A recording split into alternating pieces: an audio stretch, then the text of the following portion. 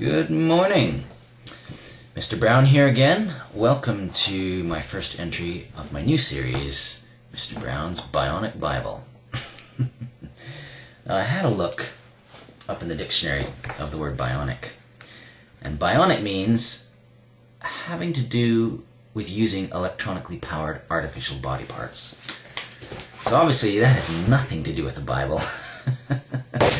But that's going to be the name of my series, nevertheless. Mr. Brown's Bionic Bible. So, I think I'll start with sharing a bit of my journey. So, before I do, I'll just make a bit of a statement here.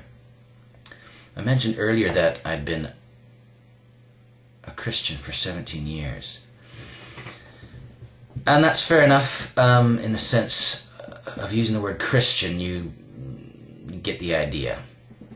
My problem, however, is that once you use the word Christian or the label Christian, you get labeled and people automatically put you in a box. It doesn't matter if you're a Christian or something else or anything else.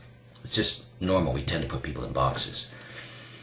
Once you have a label, we think we know them and understand them. So, if I call myself a Christian, don't think you know me or understand me. Okay? What I'm sharing comes from my heart. It's who I am. It's my life and my convictions. It's not because I'm a Christian. It's because I'm me. That's very important. Okay. I hope you understand that. And the same goes for you, you know. You shouldn't be labeled or put in a box. You are who you are because of you. Okay, not because of anybody else's labels. Yeah, when I was very young, I'll start my story here.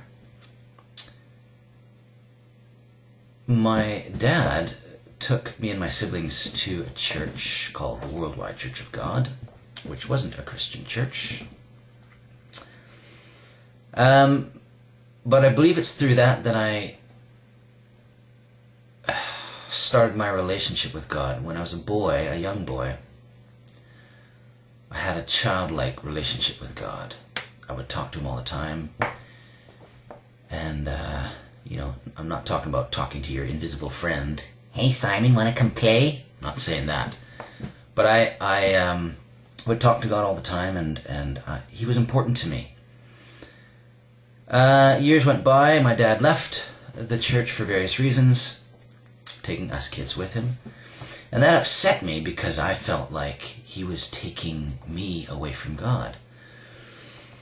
And I said to myself in my heart, one day when I'm older and independent, I will come back to the church and come back to God. But of course, as I grew older, into my teens, later teens, I mean, sounds funny because lots of people experiment with all kinds of things in the early teens.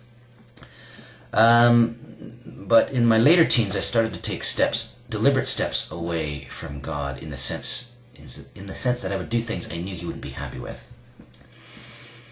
Don't really want to get into it too much, but because it's not really the point. But you know, things like drinking and vandalism and just doing things that were fun. Got into a lot of trouble. Don't miss those days. Ugly days, a lot of fun, and a lot of black, dark days at the same time. So, but I knew I was displeasing God as I was doing these things. And, but I was on a quest for significance. I was searching for significance. I was looking for value, for worth, self-worth, because I didn't feel like I had it. And I was looking to other things, situations, people, for that, you know, the answer to my question. I couldn't find it. So that was my motivation for doing all this stuff. That's a good excuse, isn't it? Then when I was 21, I was going to college in Victoria, British Columbia, Canada. And long story short, one of my brothers became a Christian, and then my other brother became a Christian as well. And this got me thinking, like, what's going on here? And it spurred me on to try to get my own personal relationship with God back together, if that makes any sense. So what did I do? I tried to read the Bible like I used to when I was a boy, but I couldn't understand it. I tried to pray, but I didn't feel like he was listening. And I tried to be good. I tried to keep my eyes to myself and not, look at girls in the wrong way and all that stuff.